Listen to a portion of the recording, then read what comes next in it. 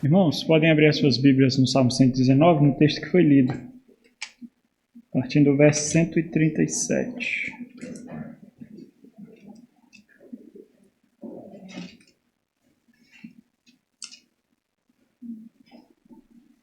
Nós vamos dar continuidade. Faz um tempo que nós não observamos essa série, a série do Salmo 119. Nós estamos concluindo as duas séries, né? Estamos concluindo a série do Salmo 119, nas quartas-feiras que eu tenho a oportunidade aqui para pregar, e a série do Sermão do Monte. Então, aos domingos nós voltaremos para a exposição de Oséias, e às quartas, quando eu estiver pregando, nós voltaremos para a exposição de Saltério. Vamos sair do Salmo 119 quando findar. Nós estamos refletindo sobre um distintivo cristão.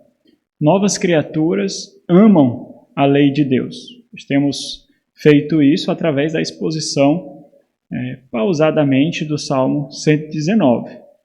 Nós estamos vendo isso à luz do que nós encontramos na nova aliança, firmada pelo sangue do nosso Senhor Jesus Cristo. De acordo com a revelação que ele trouxe, nós temos olhado para o salmista e refletido ali sobre a sua experiência com Deus, com a lei de Deus, e aplicando para a nossa realidade como nós nos encontramos na nova aliança do Senhor Jesus Cristo. Essa é a exposição de número 18. Então, nós já estamos caminhando aí para o final. Nós vamos refletir hoje sobre um tema peculiar do Senhor Deus e de como Deus se relaciona com o seu povo e de como esse povo experimenta esse relacionamento com Deus no mundo injusto, no mundo mau, no mundo imoral, no mundo perverso, e como isso traz consolo, né? Então, o tema da reflexão de hoje é a justiça do Senhor, é o seu consolo na aflição. Se os irmãos prestarem atenção, nós já passamos por temas bastante teológicos aqui, e isso nasce de uma oração.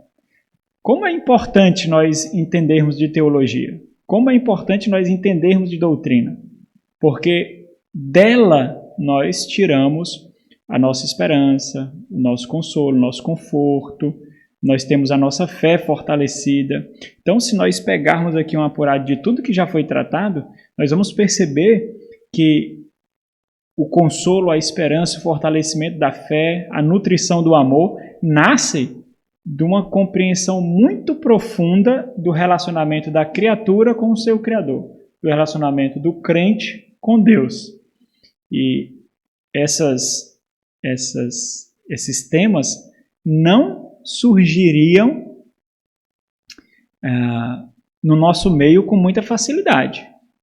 Da onde nós imaginaríamos que a justiça de Deus traria consolo para nós na nossa aflição? Como nós desenvolveríamos essa oração? Como nós refletiríamos que, por Deus ser um Deus justo, por Deus dispensar justiça ao seu povo e a esse mundo, nós encontraremos consolo na nossa aflição? Porque quando nós pensamos na justiça de Deus, primeiro nós nos colocamos como vítimas, às vezes até de algum irmão, às vezes de algum parente, às vezes do trabalho, às vezes de vizinhos. Nós sempre nos colocamos como vítimas, né? Nunca como aqueles que ferem. Na maioria das vezes, sei lá, estatísticas nunca são precisas, mas eu vou colocar 99% das vezes, nós nos colocamos como aqueles que foram feridos.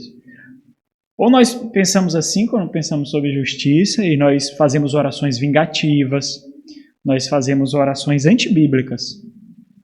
Ou, por outro lado, quando nós refletimos sobre isso, nós sempre pensamos no final de todas as coisas, na consumação de todas as coisas, onde o Senhor virá com justiça e nós então encontraremos paz.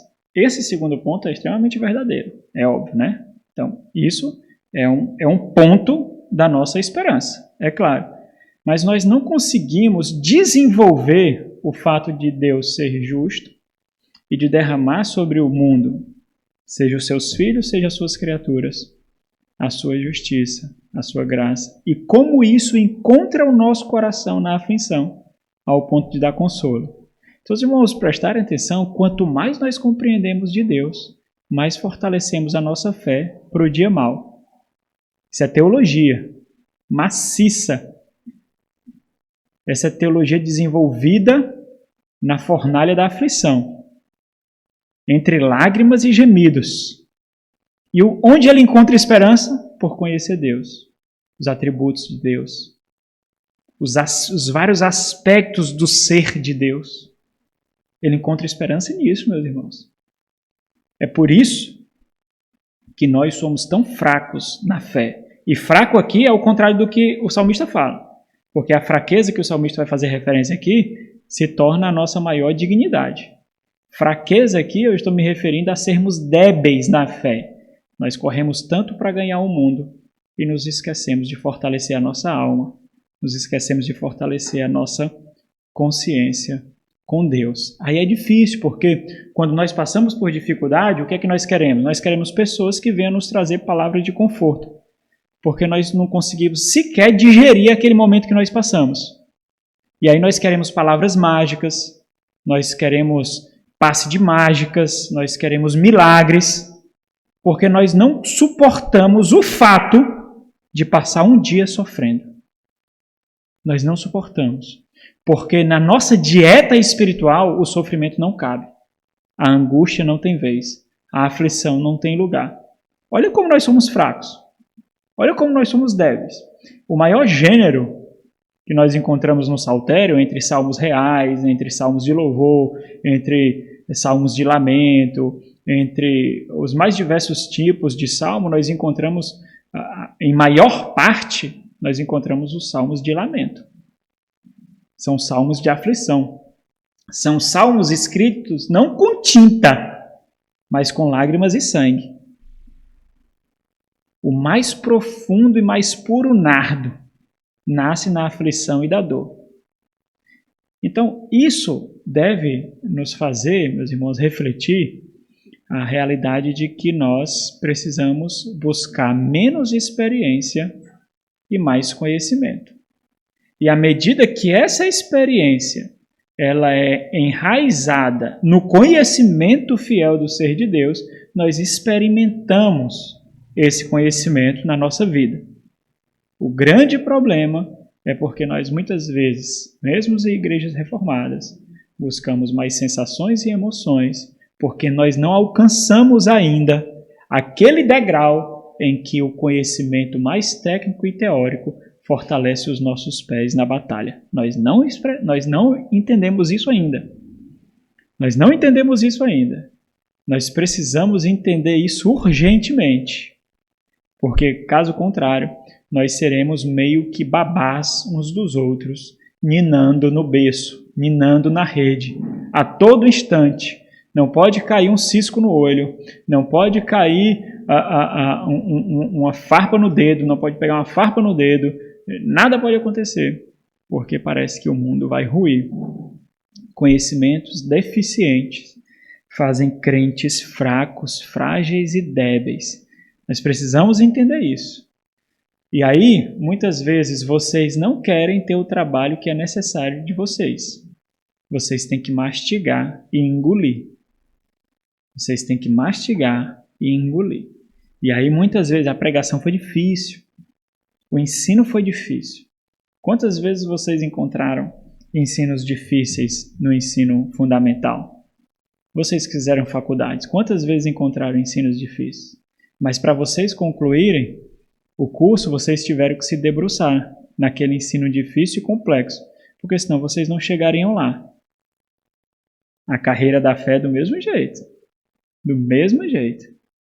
Se você não passar nessa prova, você não vai chegar lá. Você não vai chegar lá.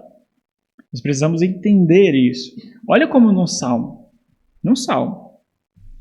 nós encontramos temas tão teológicos que muitas vezes nós mesmos não conseguiríamos espremer e absorver o que o salmista constrói em meio à dor. Lembra onde é que nós estamos aqui, meus irmãos? tema da mensagem é a justiça do Senhor, é o consolo na aflição. É o seu consolo, né? Da nova criatura. Importante entender essa relação do nome da série com o nome da mensagem, porque todos os temas fazem relação com o nome da série. Um distintivo cristão, novas criaturas amam a lei de Deus. A justiça do Senhor é o seu consolo na aflição. Nenhum outro. É a justiça do Senhor. Não o que esse mundo pode oferecer, mas é a justiça do Senhor. Nós estamos aqui diante, imagine um cenário. Os portais aqui da história da redenção se abrem para nós. E nós estamos diante do salmista, contrito ali no canto, talvez com cacos de telha ao redor, talvez com cinzas na cabeça, mostrando a sua humilhação, todo sujo, em meio a choro, pranto, angústia, sendo difamado, sendo perseguido, sendo atacado, tendo a sua reputação completamente destruída. Para o judeu isso significa muito para o judeu isso, a imagem, a reputação, a dignidade, a palavra, isso significa muito. Então, tendo tudo isso difamado, sendo privado da casa do Senhor, do local de adoração, dos sacrifícios, tendo os seus próprios irmãos, os seus patrícios, os seus compatriotas, deixando ele de lado e agora difamando sem lhe oferecer ajuda, consolo e conforto, que eles deveriam fazer isso. Nós estamos nesse cenário aqui. E aí nós vemos o salmista se agarrando naquilo que ele conhece do Senhor, porque é a única coisa que ele pode fazer agora. Não resta mais nada para ele. Deus tirou tudo dele. Deus tirou família, Deus tirou templo, Deus tirou sacrifício, são expressões de culto, de experiência com Deus. Deus tirou isso, Deus tirou vizinhos, Deus tirou amigos, Deus tem tirado aos poucos a sua saúde, Deus tirou a sua paz, Deus tirou o seu conforto, Deus tirou tudo. E aí ele só encontra quem agora? Deus, pelo que ele conhece de Deus, pelo que ele sabe de Deus, pela lei de Deus que ele foi tanto instruído. Não tem mais nada. Só tem ele e tudo aquilo que Deus aprove revelar a ele. Assim como estou fazendo com vocês. Um dia talvez você vai precisar usar isso, essas palavras que vocês estão ouvindo agora. Então agora ele tem algumas opções. Ou ele murmura feito louco, ou ele pragueja feito louco, ou ele amaldiçoa tudo e se desvia para o mal junto com aqueles que estão difamando para engrossar a fila dos malfeitores, ou então ele fecha os olhos e se agarra naquele que é todo-poderoso, naquele que é eterno, naquele que é completamente justo e sabe que os justos prevalecerão, porque Deus é justo. E ele tem um pacto com Deus. E os seus pés nunca resvalarão, porque Deus é fiel às suas promessas e ele se agarra nisso. Ele sabe que essa breve, fazendo uma paráfrase aí de Paulo, e momentânea tribulação sequer se compara com a glória que há de conquistar por causa de Deus, o seu Senhor. Ele sabe disso. E é nisso que ele se agarra. Se os irmãos observarem, a nossa vida sempre depende de escolhas. Sempre. Nunca nós estaremos encurralados o suficiente ao ponto de não haver outra alternativa. Sempre nós estaremos diante de dois caminhos, diante de duas portas, diante de duas atitudes, diante de duas opções. Sempre. Algumas exigirão maior reflexão. Algumas causarão maior dor. Algumas se mostrarão mais cinzentas. Mas sempre. E essas duas decisões sempre apontarão para caminhos em que nós glorificaremos mais a Deus ou nós sofreremos menos, teremos menos consequências, menos aflições. Nós nos deparamos com essa realidade na nossa vida. São provações, isso é chamado de provações da fé. né? Então, nós temos visto no Salmo 119 que esse salmo é um hino de louvor à lei de Deus. Olha como é interessante, é o seu relacionamento com a lei. Porque através da lei ele pode se relacionar com Deus. Ele experimenta a lei quando ele não tem nada. Ele não tem nada e ele experimenta o que a lei diz sobre esperança, sobre graça, sobre pacto, sobre consolo, sobre fé, sobre justiça, sobre misericórdia, sobre retidão, sobre punição. Ele experimenta isso por causa da lei de Deus. E ele consegue experimentar esse seu relacionamento com o próprio Deus. E aí ele faz um hino a essa lei, no momento da aflição. O salmista, ele está atestando no Salmo 119 que através da lei do Senhor, ele pode experimentar o próprio Senhor. Porque aquilo que pode fluir das mãos amorosas de Deus são entregues pela palavra do Senhor aos seus santos. Por isso, a base da reflexão do salmista se desenvolve nessa interação, nesse relacionamento com a lei de Deus, e por meio desse relacionamento ele experimenta as dádivas do próprio Deus. É por isso que se você não se desenvolve biblicamente, se você não desenvolve uma teologia bíblica saudável, dentro das suas limitações mesmo, mas você busca desenvolver uma teologia bíblica saudável, aproveitando boas leituras, bons livros, fazendo os seus devocionais, fazendo os pequenos estudos, se você não faz isso, não importa a quantidade de tempo que você tem de crente, você vai ser um rato de igreja. Você vai saber como funciona a igreja, como funciona a liturgia, como a sua igreja funciona nos seus mais diversos aspectos, mas você não vai amadurecer. Você não vai amadurecer.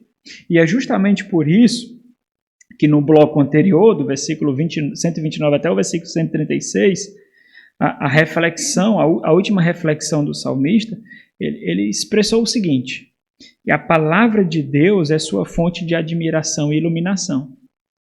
Porque ele não tem nada, mas uma coisa não pode tirar dele: o conhecimento dele, do seu Senhor.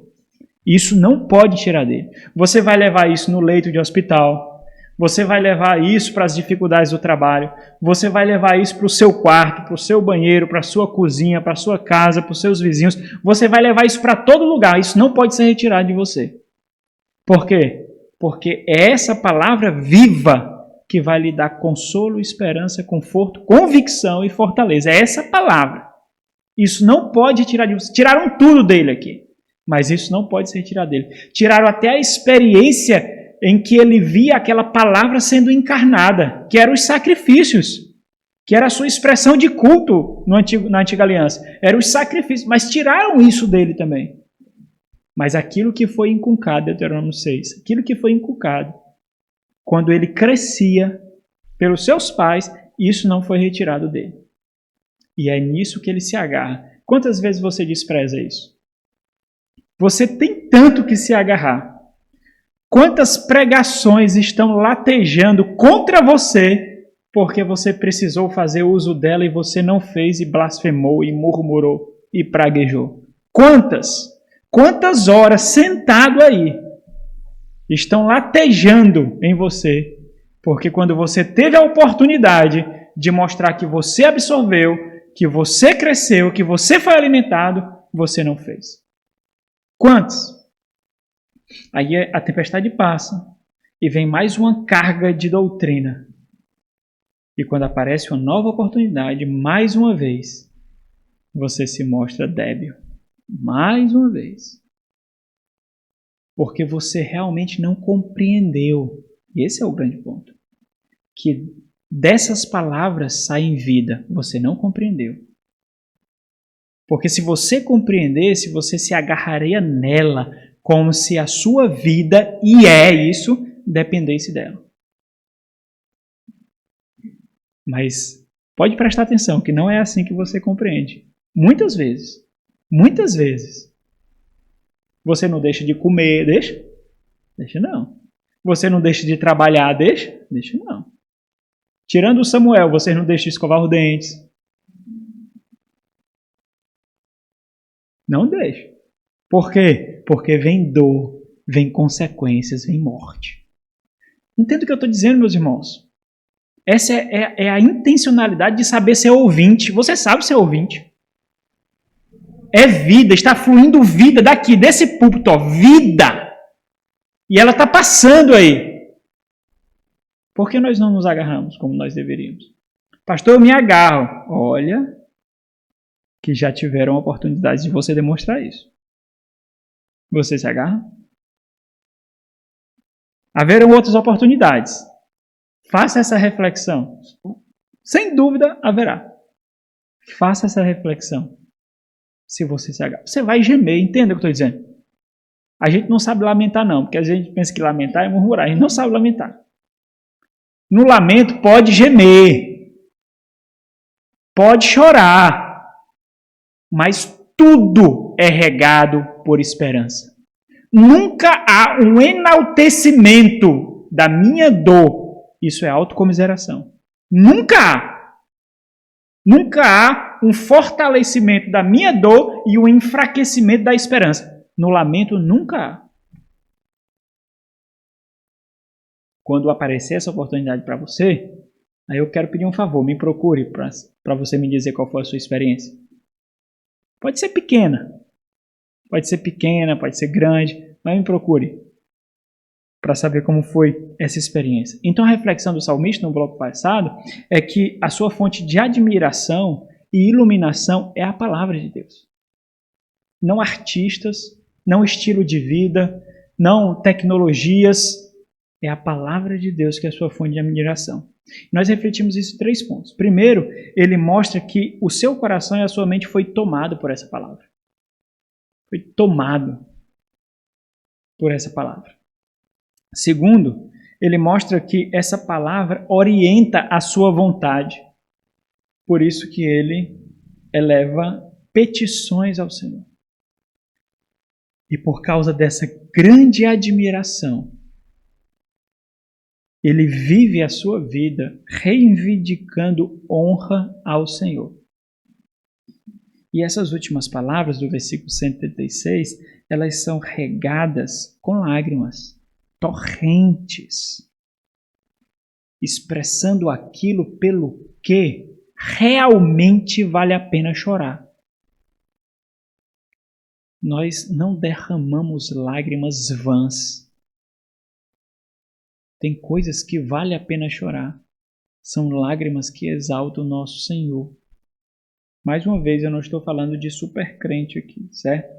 Agora, naturalmente, a reflexão do salmista continua no mesmo contexto. Nós estamos falando do bloco anterior. Então, segue o mesmo contexto. E ele vem refletindo sobre aquilo que lhe dá esperança. Essa palavra é fonte de admiração, essa palavra ilumina a sua mente e coração, essa palavra tem a sua mente, o seu coração em suas mãos. Sua mente e seu coração, eles foram tomados por essa palavra. E ele experimenta isso na carne. Foi retirado tudo dele. Então agora, pelo que ele é sustentado? Por essa palavra. Por isso que essa expressão que eu coloquei aqui, que essa palavra ela toma a sua mente e seu coração. Porque agora ele está nas mãos dessa lei. Se tirar isso, ele cai, ele morre. Porque é a única coisa que traz refrigério para a sua alma, consolo para ele. A única coisa. E Deus preparou isso para ser dessa forma mesmo. Então, seja mais intencional quando refletir sobre as coisas que Deus retirar de você. Existe um propósito aí. Deus não cochilou. Não foi um lapso do Senhor. Seja a saúde, seja bem, seja conforto. Não se mostre tão conquistado pelo mundo. Porque quando é tirado saúde da gente, conforto da gente, bens da gente, quando nós choramos, gememos tanto como se fosse retirar de nós um filho, como se fosse retirar de nós a esperança, como se fosse retirar de nós a palavra, nós estamos mostrando que nós somos conquistados por esse mundo. Você lê Joel, A gente fica impactado quando Deus diz que a palavra dele ia ser retirada do seu meio, no meio do povo. Imagina o que você seria se essa palavra fosse retirada de você. A palavra vai ser retirada. A fonte de esperança vai ser retirada. A fonte de consolo vai ser retirada. O maná dos céus, o alimento da alma, o que mais pode alimentar a sua alma? Se não a palavra. Existe alguma coisa mais que pode alimentar a sua alma? Não pode. Você pode achar que é celular, internet, televisão, casa, carro, dinheiro, estabilidade financeira. Você pode achar que é isso tudo, mas não é. Nem a sua família alimenta a sua alma. Alguns até destrói. Ele tem refletido sobre isso, e nos seus mais diferentes aspectos. Qual é a reflexão dele olhando para esse Deus? Mostrando esse aspecto do ser de Deus, de justiça. A reflexão dele é o seguinte: Deus é justo, e isso é suficiente. Não importa o que está acontecendo ao meu redor. Deus é justo, e isso basta. Isso é suficiente. Deus é justo, e essa é a minha garantia. Deus é justo, por isso justos prevalecem.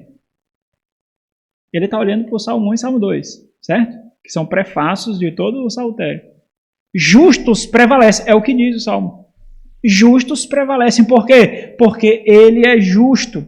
Deus é justo, por isso a sua fraqueza, a minha fraqueza, não significa desespero, porque ele é justo. A consequência, mais uma vez natural, é que o meio pelo qual Deus manifesta a sua justiça e os aspectos do grandioso caráter dele também é santo. Que é o quê? A santa lei. Nós só experimentamos isso, meus irmãos, por causa dessa lei. Se nós não tivéssemos essa lei, nós seríamos como idólatras. Como povos que entendem que existe uma divindade, existe um ser que criou todas as coisas, existe um ser que sustenta todas as coisas. Alguns atribuem a vários tipos de espíritos criados nos seus corações, alguns atribuem à natureza, alguns atribuem a próprio homem, mas existe. Nós só sabemos quem é esse Deus por causa da sua santa lei. Aí, diante disso, o salmista ele reflete sobre aquilo que pode lhe trazer consolo. Basicamente, ele medita sobre o ser de Deus, quem é Deus e o que flui dele. E aí ele destaca aí o seu atributo de justiça. É interessante isso. Por quê? Porque nesse momento, ele pinça um atributo de Deus para refletir sobre ele. E como ele encontra consolo no fato de Deus ser justo. Nós já vimos aqui sobre misericórdia, nós já vimos aqui sobre esperança, nós já vimos aqui sobre amor, nós já vimos aqui sobre outros aspectos. Nesse momento, ele bota mais um item no seu cardápio e ele reflete sobre a justiça de Deus. Por quê? Porque ele está rodeado de injustiça. Mesmo ele fazendo o que é reto, ele é injustiçado. Ele é tratado com indignidade. É tratado como um perverso. E aí, nesse momento, ele reflete sobre aquilo que permanece, independente daquilo que ele experimenta. Esse é o foco da sua meditação sobre a lei de Deus. O meio pelo qual ele enxerga a justiça de Deus é na própria lei de Deus. E o salmista ele coloca toda essa reflexão diante da sua fraqueza.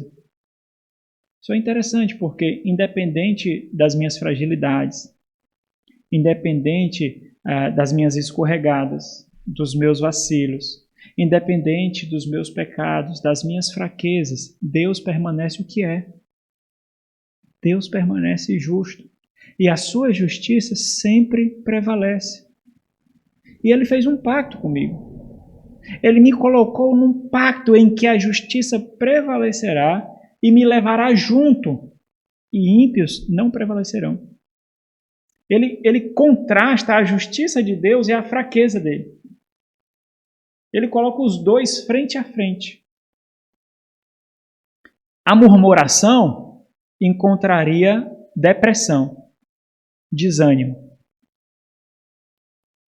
O justo, o lamento, encontra consolo e esperança. Porque imagine você ser contrastado com Deus, com o ser de Deus.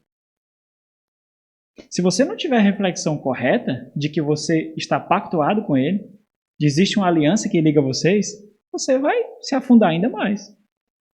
Porque lembra lá da perspectiva de Jó, que em algumas medidas era a perspectiva do judaísmo também. Se eu fiz mal, eu recebo mal. Se eu fiz o bem, eu recebo o bem. Basta que eu cumpra algumas regras. Por isso que eles continuaram com os sacrifícios, com as festas religiosas, porque se eles estavam fazendo em detrimento do coração, eles receberiam alguma coisa boa. Quando nós vamos para a nova aliança em Cristo Jesus, nós entendemos que essa justiça de Deus é experimentada por nós através de Cristo. Essa justiça de Deus nos tocou através de Cristo. Ele não tinha toda a completude dessa revelação. Nós temos toda a revelação. Ele não tinha. Quando nós chegamos, nós entendemos qual foi essa experiência do salmista, se chama justificação. Nós entendemos isso na nova aliança. Nós entendemos pelo Novo Testamento que por meio da fé nós somos justificados com Cristo Jesus e temos paz com Deus. E nós descansamos, seja na injustiça, seja na dor, seja experimentando os vários tipos de injustiça que o mundo derrama sobre nós. Porque o mundo é nosso. Estão tripudiando no mundo que é nosso. Estão brincando em um mundo que é nosso.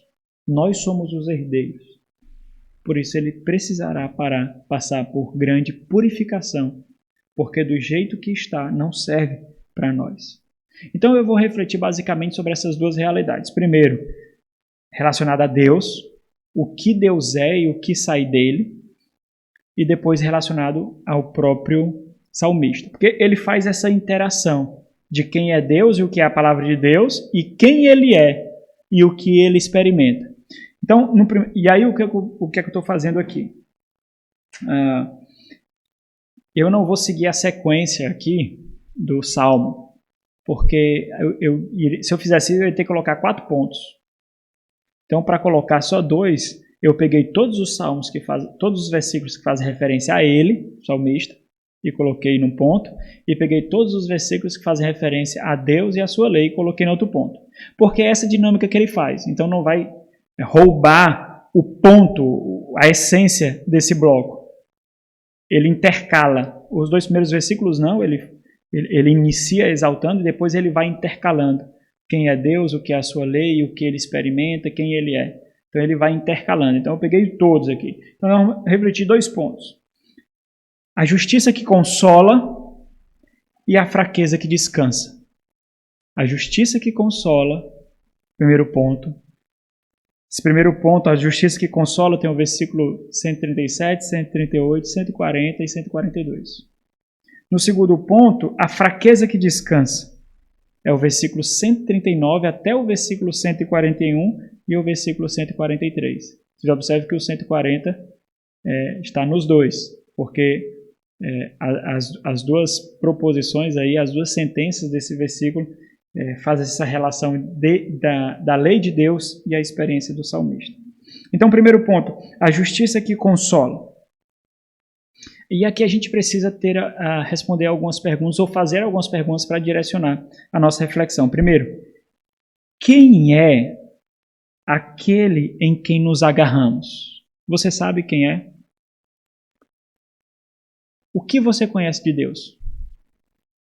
Quem é aquele em quem você se agarra? Quais atributos na angústia você pode orar sobre Deus? Exaltando características dele que nós temos conhecimento. No que nos agarramos para experimentar o consolo dele? Ou melhor, quem é aquele, tirando mais a nossa atividade e colocando-nos numa passividade, porque é Deus que nos busca, Quem é aquele que nos segura, nos protege e garante para nós a paz final? Quem é aquele? Olha o versículo 137 e 138. Observe o paralelismo aqui desses dois versículos. Quem Deus é e o que a sua palavra é. Ele diz, justo é o Senhor e reto os teus juízos. Então estão intrinsecamente ligados àquilo que Deus é e o que a sua palavra é. Então não dá para desvincular Deus da sua palavra. Ou seja, justo é o Senhor e retos são os seus juízos. Por que ele está refletindo sobre isso? Porque o ponto é o seguinte, a estrada pela qual eu tenho andado é reta. A estrada, eu não estou aqui por causa da estrada pela qual eu tenho andado, porque a estrada, o caminho que eu tenho seguido são caminhos retos, porque eu observo a lei de Deus. Essa é a reflexão dele. Por isso que ele tem que trazer à mente qual é o caminho que eles têm caminhado, qual é a estrada pela qual ele tem trafegado. O que isso quer dizer? Colocando em palavras mais claras. Como eu tenho vivido. É sobre a lei ou é sob a lei? Debaixo do rigor da lei. Debaixo da punição da lei, porque eu tenho quebrado. Ou eu estou vivendo sobre a lei, no caminho, eu vivo a minha vida no caminho da lei, no sentido de obedecê-la, no sentido de buscar vivê-la. A reflexão do salmista é justamente essa, onde ele já expressou várias vezes, é tanto que a sua reflexão lhe dá consolo justamente pelo fato dele olhar pelo caminho que ele tem seguido e ver que são caminhos de justiça, porque expressam a estima, como ele vai dizer assim, da lei de Deus. Ou seja, os caminhos que ele tem observado são caminhos retos. Por que esse ponto é importante? Porque não há necessariamente uma relação de consequência com a aflição dele. Porque ele poderia perceber que aquela situação que ele está passando é um efeito do que ele mesmo causou. Eu busquei o caminho mau. Eu busquei a tragédia. Eu vacilei. Até nisso você pode encontrar consolo, certo? Não estou dizendo que você, mesmo diante dos seus vacilos, você pode encontrar consolo na lei de Deus, na palavra de Deus. Até nisso, evidentemente. Mas o ponto do salmista não é esse. O ponto, é por isso que ele fala diversas vezes que está sendo injustiçado. E ele observa que o que ele está passando agora não é uma relação de consequência. Por quê? Lembra lá do Salmo 139, certo? Não dá para ele fugir do Senhor. Então não são apenas palavras. Ele está diante daquele que sonda o coração. Porque você também pode dizer, Senhor, tu sabe como eu sou reto. E você pode ter pecado um dia antes. Grosseiramente. Você pode ter vacilado propositalmente no mesmo dia. E as suas palavras se mostram vazias, né? Então não é essa a reflexão dos Salmos, certo? Aí o versículo 138 tem o mesmo teor, né? Mas ressaltando aspectos diferentes, quando ele diz, os teus testemunhos tu impuseste ou tu ordenaste com retidão e com suma fidelidade. A ideia aqui é isso quer dizer que esse não é o meu fim. Se ele tem observado esses caminhos, se ele tem observado essa estrada, isso é sinal de que não é o fim dele. Por quê? Porque ele é fiel às suas palavras, é fiel às suas promessas. Então, entenda o que ele está fazendo aqui. O consolo vem de alguma fonte. Sempre nós buscamos consolo em alguma fonte, sempre. Qual é a fonte que o salmista está buscando consolo aqui? É o próprio Deus, o que ele conhece de Deus, especialmente um aspecto do ser de Deus que ele precisa se agarrar agora, porque ele está experimentando injustiça. Então ele olha para o ser de Deus e vê essa justiça de Deus, olha para o caminho de fidelidade e retidão que ele tem vivido e ele se agarra nisso, mesmo sem olhar para a experiência. Então, versículo 140, ele está construindo uma base sobre a qual ele vai apoiar o seu consolo. No versículo 138, versículo 137 e 138, ele falou só sobre o ser de Deus, sobre a fidelidade, sobre a retidão, sobre a palavra de Deus. Então ele está construindo uma base sobre a qual ele vai colocar o seu consolo aqui. Olha o versículo 140. Ele diz: puríssima, puríssima, fina, refinada, pura é tua palavra. Eu não errei. Eu não errei em observá-la. Eu fiz a escolha correta. Eu tomei a decisão certa, porque a tua palavra é pura. É o mais puro do ouro. É o mais puro do mel. A tua palavra é. Então eu fiz a escolha certa. Por isso, o teu servo a estima. E é interessante aqui porque essa não é uma relação de permuta, de troca. É uma relação de afeto. Lembra que ele falou que a palavra dele tomou a sua mente e seu coração? Então, essa relação se tornou uma relação de amor. Quando ele diz a estima, ele está falando de amor mesmo. Outras versões trazem esse termo, amar. Por isso o teu servo a ama. Ele ama essa palavra. Por isso ele se agarra nela.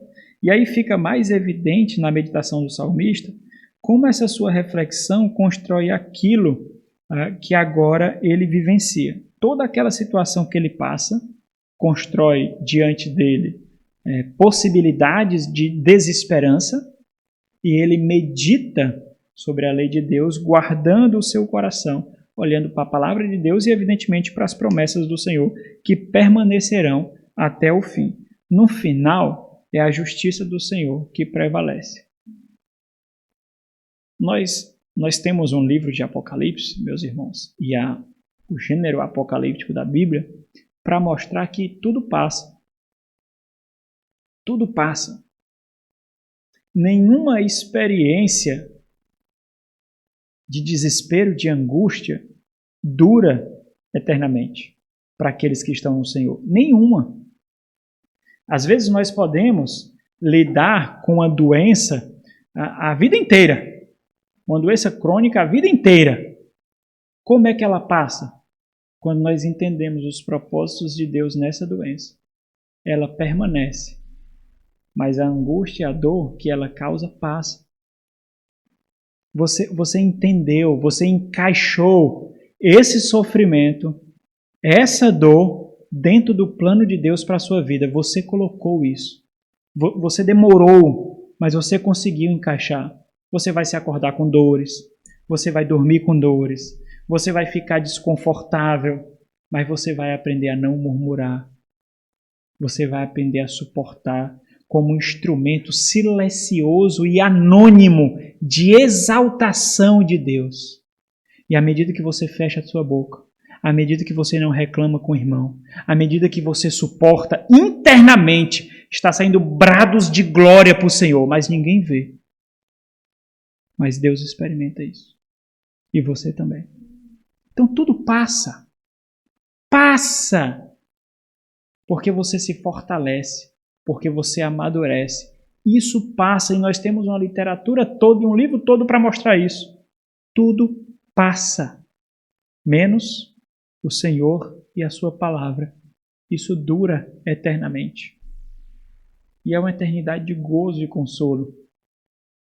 Olha o versículo 142, quando ele diz: a tua justiça é justiça eterna. Essa é a reflexão. Esse momento não, mas a tua justiça é justiça eterna.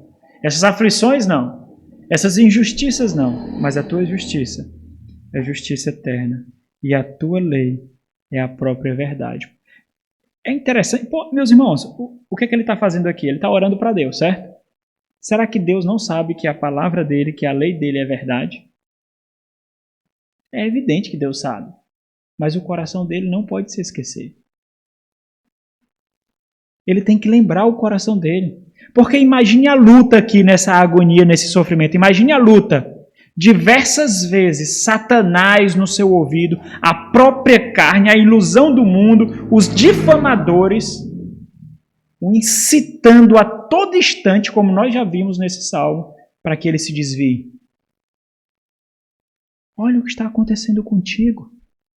Cadê a vitória? Cadê o Deus poderoso? Cadê o Senhor dos Exércitos? Cadê o Deus majestoso?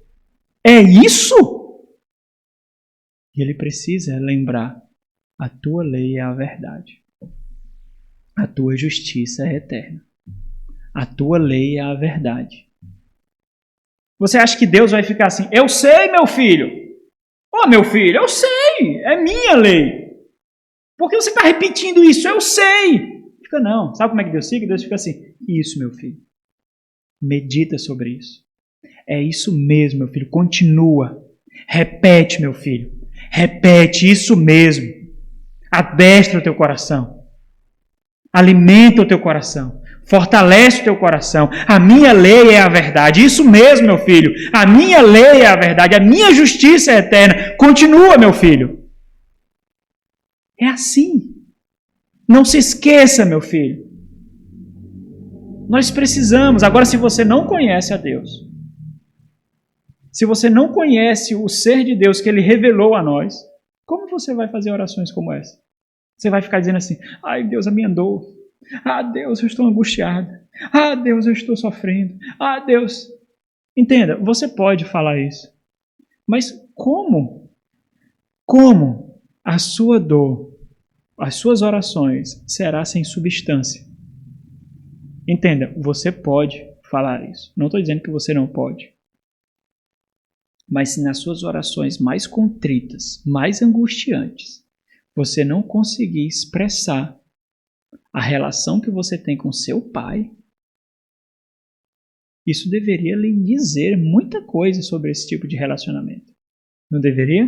Deveria dizer. Deveria dizer. Tua justiça é eterna, Senhor.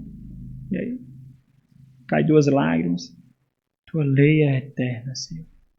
A tua bondade prevalecerá. E chora, chora, geme. Ah, Deus, muito obrigado, porque esse daqui não é o fim. Aí continua chorando, continua gemendo. Ah, Deus, o Senhor me livrou de uma eternidade de sofrimento que esse agora sequer se compara. Ah, glória ao teu nome, Senhor. E continua chorando e gemendo, mesmo em grita. Mas desse jeito. Olha para Ele. Para o que a palavra de Deus diz. Ela não mente. Você acha que Deus mente? E porque às vezes a gente experimenta o sofrimento, a dor, a angústia, a perseguição, como se Ele mentisse. Nós sabemos muitas coisas do que Deus é e das suas promessas, mas quando nós nos encontramos encurralados, é como se Deus mentisse. Imagine se todas as vezes, mesmo expressando outras palavras, nós estivéssemos dizendo assim: é mentira, Deus, a tua palavra é mentira. É mentira, Deus, a tua lei é mentira. É mentira, Deus, as tuas promessas são mentirosas. É mentira, Deus, é mentira, é mentira. Porque é isso que nós fazemos quando nós não nos agarramos naquilo que o Senhor nos deu para nos agarrar. É isso que nós fazemos. Geme falando sobre isso. Eu tenho um pastor muito querido, foi o meu pastor, muito querido, pastor Gilmário. Ele, uma certa vez, ele estava tentando pregar uma tábua, aí tacou o martelo no dedo. E aí o filho estava do lado, ele disse: glória a Deus! Glória a Deus! Aí o filho disse: mas pai, o senhor tacou o martelo no dedo e diz glória a Deus? É glória a Deus sim, cala a boca! Pronto. Nós temos que adestrar o nosso coração nos momentos mais sensíveis. Quando ele quiser praguejar, encosta ele na parede. Não! Não! Ele é fiel, amoroso e bom. Não! E faz isso quantas vezes forem necessárias. Não permita que esse mundo o faça achar que você é rei, que você é rainha, que você é superior a Cristo. Foi isso que Satanás ofereceu ao Senhor no deserto. Exalta-te a ti mesmo. Foi isso que Satanás ofereceu através de Pedro. De forma alguma irás para a cruz. entregarás a tua vida. O que foi que o Senhor fez? O Senhor escolheu o sofrimento que glorifica, a dor que glorifica, a dor que exalta, a renúncia que exalta. Foi isso que ele fez, não foi? Como nós, em qualquer sinal de angústia e necessidade, nós nos julgamos reis e rainhas. Como? Complete os sofrimentos de Cristo. Como? Glorificando o Pai na sua dor, na renúncia, na escassez, na angústia, na difamação. Complete os sofrimentos de Cristo. Como? Gemendo e dando glórias a Ele. Gemendo, chorando e exaltando a Ele. Mostrando que o sofrimento não é sobre você. A dor não é sobre você. A necessidade não é sobre você. Tudo é para exaltar e engrandecer a Ele. Mas por que isso é consolo para o salmista? Porque todo esse ser de Deus, toda essa justiça é consolo para o salmista. Por causa dessa segunda parte, que eu vou mostrar agora. Diante disso, a fraqueza dele descansa. Mesmo que nós não estejamos seguindo, né, a sequência, esse é o teor do salmista. Quando ele exalta Deus, exalta a sua palavra e intercala. Exalta Deus, exalta a sua palavra e intercala. O ponto é justamente esse da reflexão. Quando ele olha para toda a magnitude da retidão do ser de Deus, da sua palavra, e olha para a sua fraqueza, a sua fragilidade, que por sinal ele está experimentando agora, isso não o abate. Isso não o leva ao desespero. Na verdade, a fraqueza dele, quando ele reflete sobre a fraqueza dele, ele vê as escamas da fortaleza própria caindo para que ele se sustente somente naquele que é o castelo forte, somente naquele que é a fortaleza. Ele viu tudo sendo retirado dele. Imagine uma pessoa que viveu para ganhar o mundo, construiu muitas riquezas, um patrimônio gigantesco, fez o seu nome no mundo, fez história.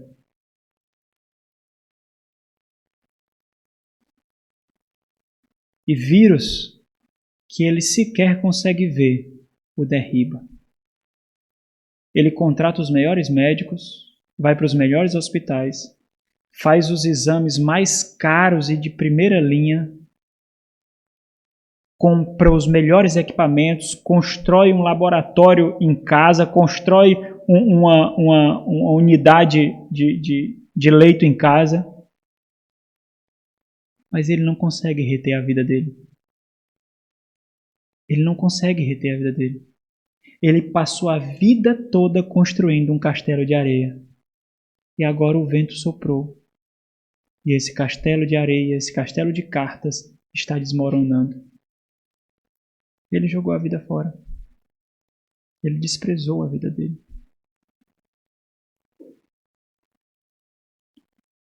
O salmista foi retirado dele aqui tudo, mas ele se agarra naquele que nunca poderá ser retirado dele. Por quê?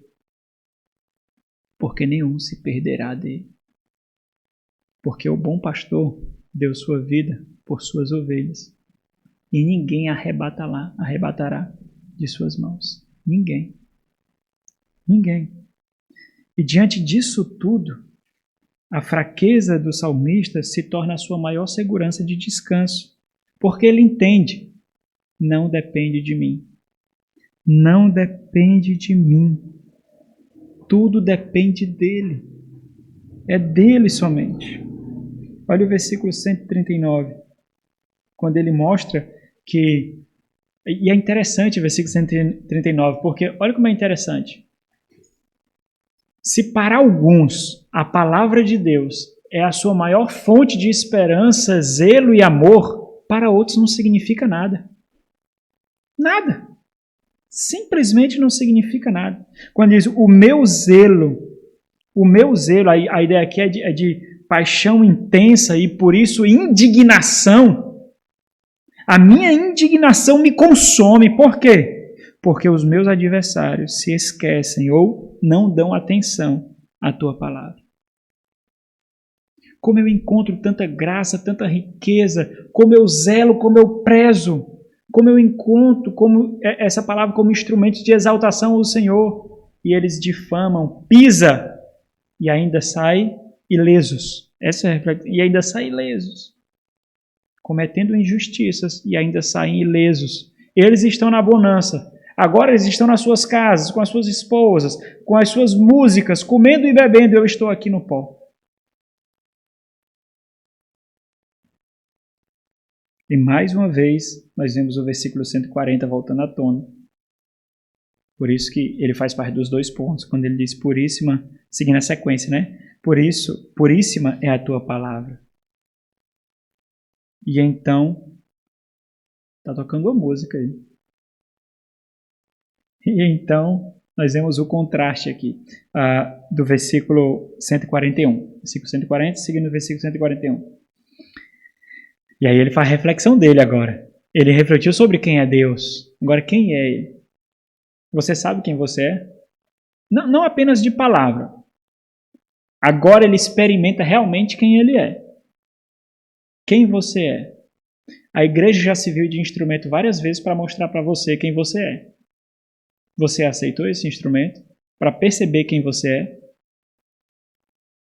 Independente do que você tem, independente do que você faz, quem você é? É uma convicção aqui do coração. Não são apenas palavras. Convicção do coração. Quando ele diz pequeno, o menor de todos. A ideia aqui é de intensidade, de inferioridade. O mais inferior, o menor de todos. Pequeno sou e desprezado. É interessante, porque imagine você. Eu não sei se esse é o caso, né? Vou fazer só uma conjectura aqui. Imagine você, que se até agora, nós não sabemos quem é o salmista, nós não temos noção de quem é, mas imagine você, se até agora ele não tivesse feito essa reflexão. E foi necessário todo um aparato de dor, renúncia e perseguição para que ele chegasse a esse entendimento. Você já fez essa reflexão de quem você é? Quem você é? Deus sabe. O que você acha de você? Pequeno sou. Se eu pudesse ser o Espírito Santo agora, eu botava uma vírgula aqui e botar assim: agora me fizestes entender. Pequeno sou. E desprezado, agora me fizestes ver. Porque ele está sendo rejeitado aqui. Ele está sendo injustiçado. Ele está sendo humilhado. A sua reflexão é diante do que ele experimentou do mundo. O mundo não vê valor nele. O mundo está escanteando ele. Ele é inútil para o mundo. Ele é desprezado para o mundo. O mundo não vê dignidade nele. Por isso que ele escreve da sua própria experiência. O mundo despreza, o mundo vê sem valor. Mas não, Senhor. Porque a tua palavra diz, não, Senhor. O que torna, e aí, o que torna diferente, as palavras deles, diferente da murmuração, é o fato de isso não matar, mas reforçar a sua devoção e sua esperança. Ele não está murmurando aqui. Ele não está na autocomiseração. É por isso que ele intercala. Eu estou refletindo em 2 pontos, mas ele intercala direto. Para não dar a ideia de que ele está murmurando, de que ele está praguejando. Olha o próprio versículo. Pequeno sou e desprezado, contudo, não me esqueço dos teus preceitos. Não dá para jogar a toalha. Não dá para não seguir. E com um tom de reflexão, mais uma vez ele repete no versículo 143. Sobre mim vieram tribulação e angústia. Todavia, os teus mandamentos são o quê? Quando nada mais nutre o seu afeto. Uma coisa resta para não matar-o emocionalmente. É a lei de Deus. É a lei de Deus. Ele está falando de emoção aqui, meus irmãos, certo? Então, hoje nós não podemos passar por alguns problemas que a gente já vai para a depressão, a gente já vai para o isolamento, a gente já vai para a desgraça da angústia. Pequenas situações. Nós somos tão frágeis emocionalmente. Tão frágeis, meus irmãos. E aqui é notável a forma como o salmista conclui aqui no versículo 144. Ele faz a conclusão desse bloco aqui, evidentemente, continua, né? É um salmo inteiro, mas ele conclui esse bloco aqui, que foi pensado para ser dessa forma mesmo, para ser construído de bloco em bloco, porque em 8 versículos começa com a mesma letra do alfabeto hebraico, então ele foi pensado dessa forma, por isso que cada bloco tem uma intenção, tem um ponto, tem uma expressão.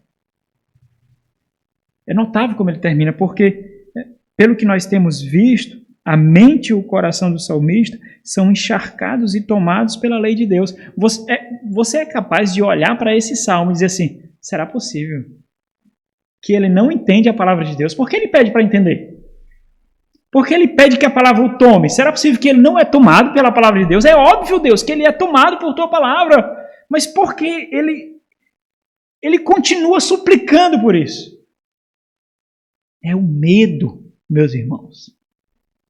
O medo de perder sua única fonte de consolo. O medo de ser sucumbido pela carne, pelas infâmias dos ímpios, pelas ilusões do mundo, pelas artimanhas de Satanás. É como se ele clamasse intensamente: olha, Deus, observa, porque é isso que me mantém de pé. Não retires de mim, me dá mais. Não é assim que nós oramos. Não é assim que nós oramos. Mas quanto mais ele conhece, mais ele ansia para conhecê-la mais e mais. Por isso a sua conclusão aqui, ela tem um tom diferente. É evidente que aqui é um hino, não é? É um livro de oração. Então todos os salmos têm um tom de oração. É um livro de oração. Mas existem porções como essa, em que, mesmo nós percebendo, usando a linguagem ocidental, que nós nos ajoelhamos para orar, baixamos a cabeça, mesmo entendendo que essa não é a realidade dos judeus, mas trazendo para a nossa realidade, mesmo entendendo que todo o salmo ele foi construído em uma posição de humilhação, de contrição, existem versículos que parece que ele se espreme mais, parece que ele se encolhe mais, parece que ele sente mais a dor. E esse é um desses versículos aqui. Quando ele diz assim: eterna. Olha, observe que sempre ele estabelece uma base de conhecimento para apoiar a sua expressão, a sua petição, a sua experiência. Eterna é a justiça. Esse é o mesmo termo para falar do fato de Deus ser justo e dos caminhos dele serem retos. É a mesma raiz que sai. Sedik. Eterna é a justiça dos teus mandamentos.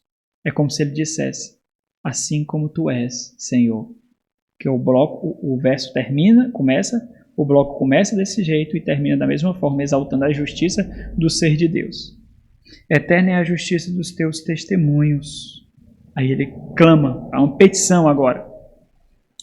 Dá-me a inteligência, ou dá-me entender, dá-me perceber, dá-me ver eles, e então viverei. Aqui, meus irmãos, nós vemos o temor do salmista, para que tudo aquilo que ele está vivenciando de dor e de sofrimento não chegue em algum momento a nublar o seu relacionamento com a lei de Deus, porque é por meio dessa lei que ele se relaciona com Deus. Sabe o que ele está fazendo aqui, não sabe? Ele está suspeitando de si mesmo. Ele não se fecha no conhecimento que ele já tem. Ele não se fecha na moralidade que ele já tem. Ele não se fecha na experiência que ele já tem. Por quê? Porque ele sabe que ele pode cair assim, ó. Me dá, Deus. Me dá mais e mais. Meus irmãos, Que essa seja a nossa experiência de oração, de contrição ao Senhor. Que nós possamos fazer orações mais intencionais e não emocionais. Que as nossas orações sejam conduzidas por fé, devoção, por conhecimento de Deus e não por emoção, que não sejam conduzidas pela dor, que não sejam conduzidas pela angústia, que não sejam conduzidas pela escassez, que não sejam conduzidas pelo momento, que sejam conduzidas por aquilo que nós temos sido alimentados intensamente, em momentos de solitude, em momentos no nosso lar e no ajuntamento santo do povo de Deus. Que nós possamos buscar a palavra do Senhor, porque é ela que nos traz consolo, é ela que nos traz esperança. Vamos orar. Nosso Senhor e Deus, obrigado por Tua palavra que nos edifica, Senhor. Obrigado por Tua palavra que firma os nossos passos no caminho do Senhor. Obrigado pela esperança que encontramos nela, independente do que estamos vivenciando no momento. Obrigado pela certeza de que um dia nós experimentaremos o eterno gozo de paz conquistado por Cristo Jesus. Ajuda-nos, ó Deus, a sermos mais intencionais, mais convictos da nossa fé nos momentos de angústia, sofrimento, tribulação, que nós possamos reconhecê-los como provação providenciada pelo Senhor. Ajuda-nos, ó Deus, que soframos como justos, que possamos trilhar esse caminho, que possamos vivenciar a fé no Senhor, olhando sempre para a cruz do nosso Redentor, meu Deus. Que estejamos prontos a mostrar que não fomos seduzidos pelo mundo, mas que aguardamos o novo mundo que o Senhor está preparando para nós, ó Deus. Seja conosco, meu Pai, nesse tempo que nós teremos de oração. Ensina-nos também nesse ajuntamento santo, em nome de Jesus. Amém.